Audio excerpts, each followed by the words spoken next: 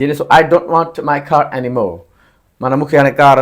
जी वधीक ज़रूरत ई नाहे मूंखे कार हाणे नथी खपे बस I am going to sell it हाणे मां हाणे इरादा अथसि मां बस खपायांसि थो I don't want my car anymore. I'm going to sell it. हाणे छा आहे मां हुनखे खपायां थो प्रेज़ेंट थो बसि इनखे मां खपाईंदुसि फ्यूचर इन लाइ इहे ॿई इस्तेमालु थींदा इहो इरादो आहे इन जे लाइ I am going to sell थींदो आयल सेल न थींदो लिखे थो नॉट माना न आयल सेल माना मां खपाईंदुसि इन करे इहा माना इंग्लिश में इहो विल वारो इस्तेमालु हिते बि न थींदो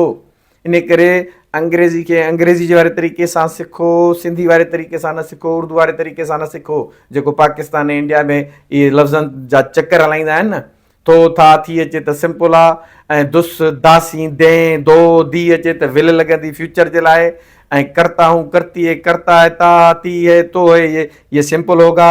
या करूँगा करूँगी करेंगे इहो ये फ्यूचर होगा अहिड़े तरीक़नि वारनि खां तव्हां इनखे फॉलो न कयो इनखे न ई ॿुधो न हिन वटि सिखो इहे तव्हांखे पंहिंजी उर्दू ऐं पंहिंजी सिंधी तव्हांजे दिमाग़ में विझण जी कोशिशि करे रहिया आहिनि इंग्लिश खे उहे न सम्झाए रहिया आहिनि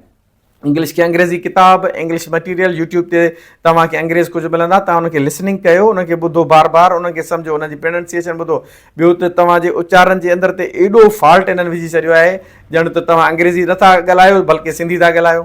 या उर्दू था ॻाल्हायो तव्हांजा उनजा उच्चार ई मटाए छॾिया आहिनि उनजा सॼो तरीक़ेकार ई चेंज करे छॾियो आहे इंग्लिश जो